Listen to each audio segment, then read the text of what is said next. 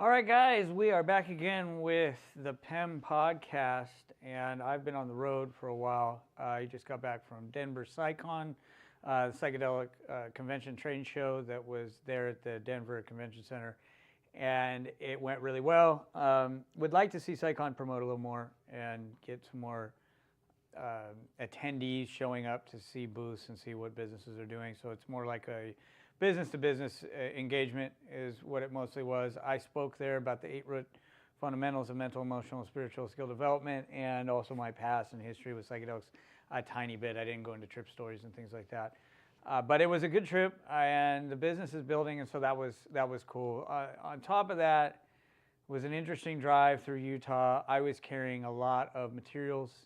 I had a bunch of mushrooms on me and DMT vape pens and a whole host of things, mushroom chocolate bars. We were unsure what the consequences would be if we got pulled over in Utah, so that was interesting, but that's nothing new to me. I've been doing that for many years. Went out there just with a bunch of products from different product providers that do advertise on the site, and so got back to the old ways of kind of traveling with illicit products, so that was interesting. Denver is a free-for-all. We went out in the evenings with some of the other folks that were presenters, and we went to a place where there was some nightclubs and things like that. And there were people with makeshift stands with tables and tablecloths on them selling psilocybin chocolate bars and dried mushrooms, just dried psilocybin mushrooms, right there on the side of the street in Denver.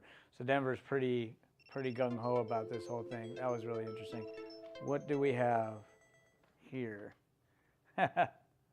We good? Oh, it like dipped out and then rejoined for some. That was weird. Oh, maybe I can't do both at the same time. Is it not liking it?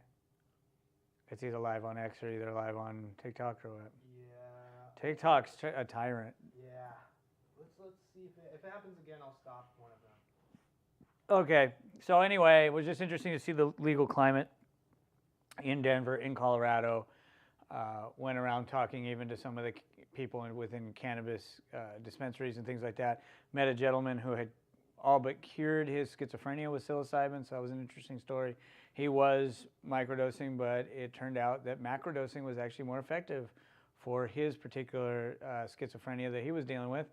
And so now he's reduced it down to one pretty large macrodose a year, and that's all he needs to keep his schizophrenia in check. So that was a really cool and interesting story.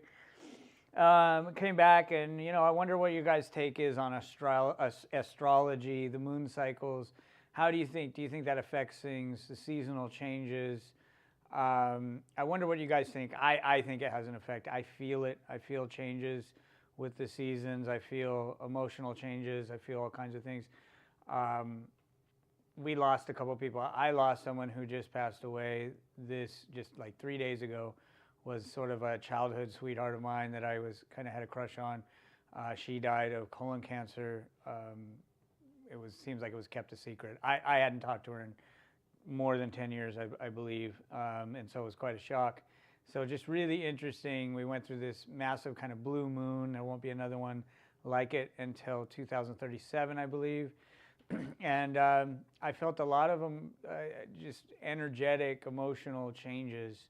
And so wonder what you guys' take is on that. Anyway, we're going to get into some videos and do our usual thing here. We'll see what people have to say, and we'll get some responses. So let's see what we got. Seems to be all right so far. Yeah, hopefully we can say that. TikTok's a tyrant. Yep. Sorry to hear about that. Yeah. Pretty crazy. Also, I forgot to mention, I talked to one of my clients, and he's interested in maybe booking a session with you. Yeah. If you're interested, Yeah, of course. I can give him your number or give you his number. Yeah, either way, I'd like to do a consultation call, talk to him about his expectations. I don't know what he's seeking to do. Obviously, I mean, if he's looking to do psilocybin or psychedelics, then there's a process that I do with that. Yeah, DMT is what he wants to try. Oh, he wants to do, so he's looking for a short but a powerful experience. Yeah. Okay. Yeah, we could do that. Cool. Okay, here we go. So this first one is on anger, and it's by Theo Vaughn. Anger, yeah.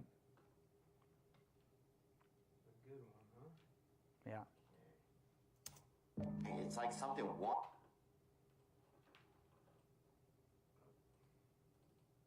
Okay, yeah. Yeah. It's like something wants me to be angry. And I can notice it's bad when I wake up and a couple of, one of the first few things I think is that I'm angry. Or I get angry about certain things. Yeah, I guess I just want to say that out loud so I'm not just letting it be inside of me.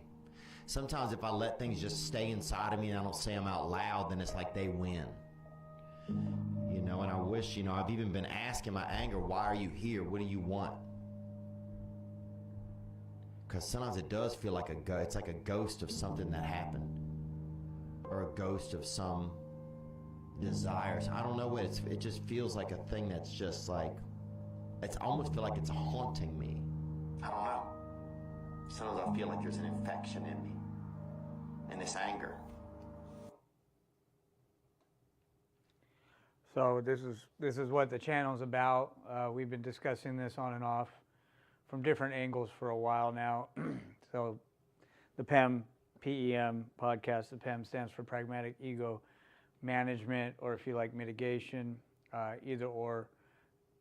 I just had a lengthy discussion last night, actually, with a woman who had trouble with the discussion because she got caught up with the word ego. So for a wider audience, I want to make sure we address that first.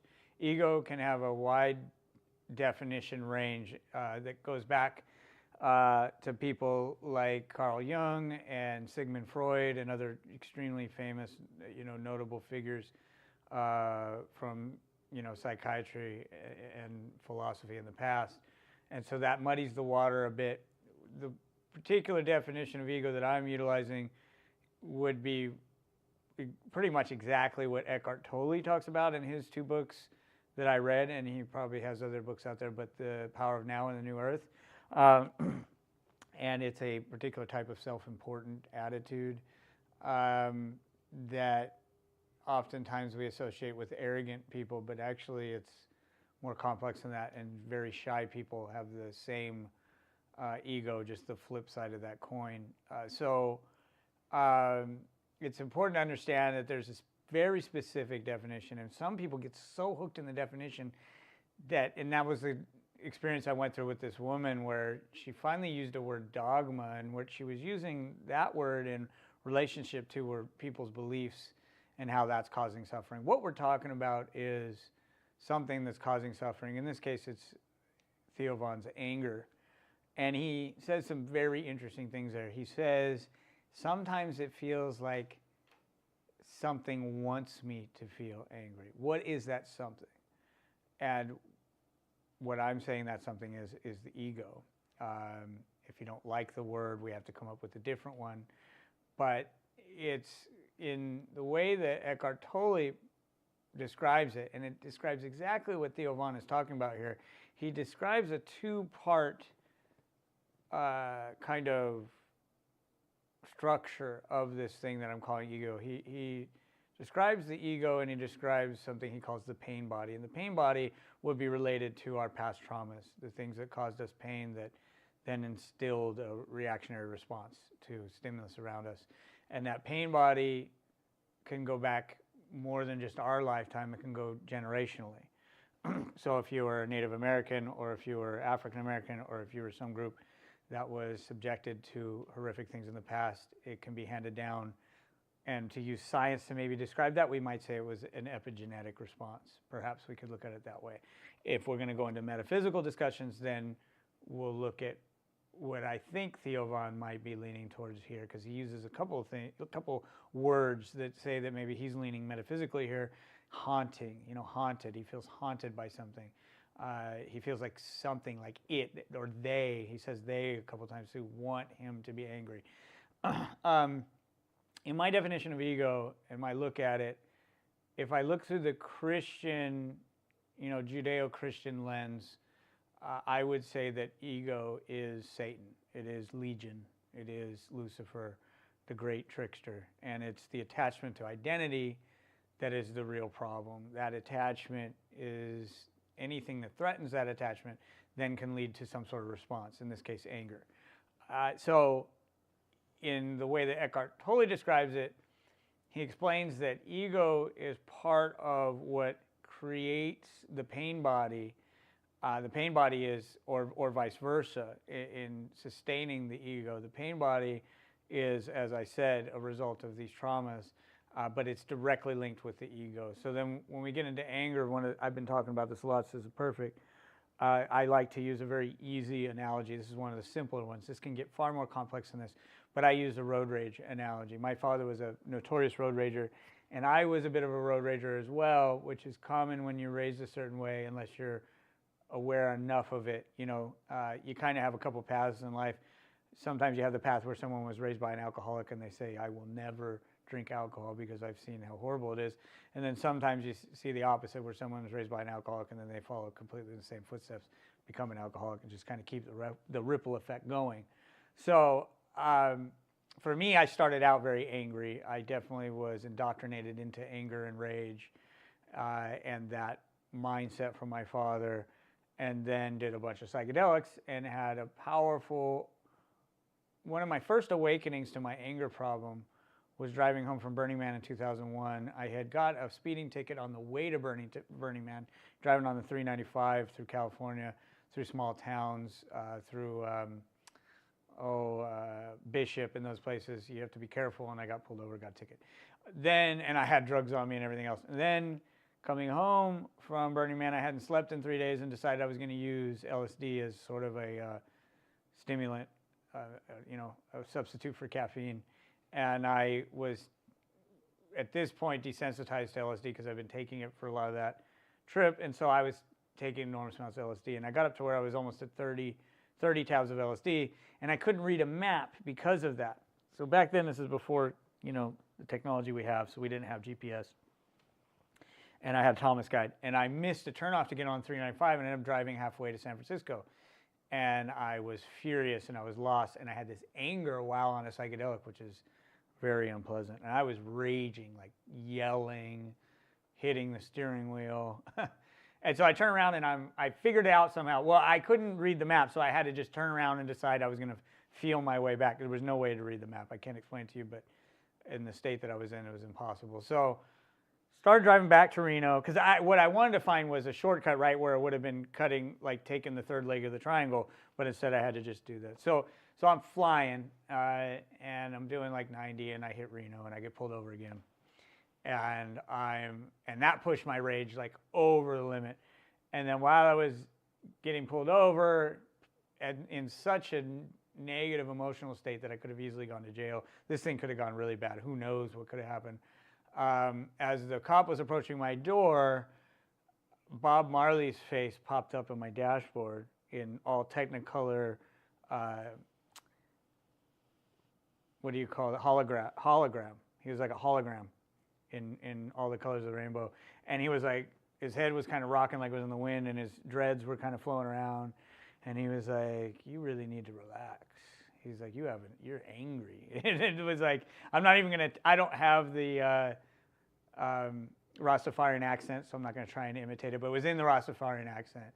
And he was talking to me in that way, and he was like, you need to look in your heart. You need to figure out what's going on here. And that's all in the moment. There's cops coming up to me, and then he's standing next to me, and Bob Marley's there still, and I'm just, in an extreme psychedelic state. And I was able to make it through the stop, and then it broke me down into tears because I realized what a mess I was. And then was able to get through that and then drive home. And that was the first time I realized that I really had an anger problem. So it's interesting because that's the first step. So you have to first become aware. Theo Von's aware. Then you start to become aware of like, well, what's going on? And so this comes back to that ego discussion. So from the perspective of the neural pathway model, I would say. So let's look at the scientific model before we get into the metaphysical model.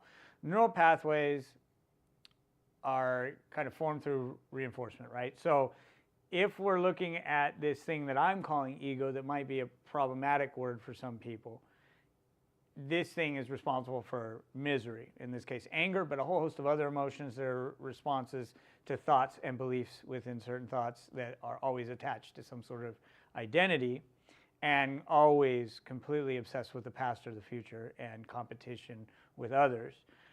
Then, you know, in this model, what we have is a whole network or framework of neural pathways that represent that attitude and mentality. And there are triggers that fire those neural pathways.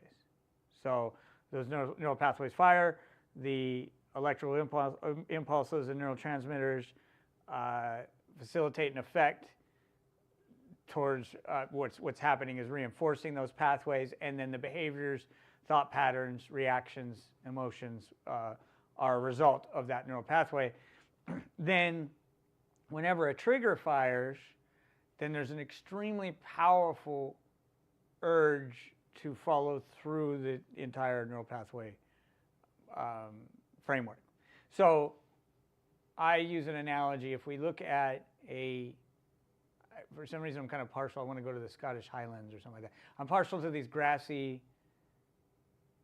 like, hills, these grassy foothills, very grassy green. Like, imagine a grassy foothill, it's covered in grasses, and nothing has touched it, nothing's walked on it. It's just pure grass everywhere. And then when you start to see some game, you know, some rabbits, maybe some deer, maybe some coyotes walking different trails, you start to see game trails. But then if you see humans start walking, and let's say humans start to walk a certain path over and over and over again, this path will get deeply ingrained until maybe it even turns into like a dirt road or something, right?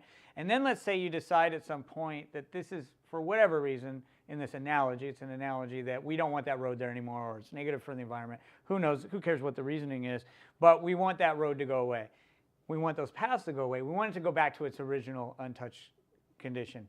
The roads and paths that were walked the most are going to take the longest. When we stop all activity, they're going to take the longest to go back to the original state, and the bigger and deeper the road. So when you look at the neural pathway model, the more you've reinforced this pathway through responding to the trigger, then the stronger the draw is going to be, the harder it is to stop that. And that's going to equate to all kinds of behaviors, you know, habits and addictions and negative emotional patterns and negative emotional thought or negative thought patterns and beliefs.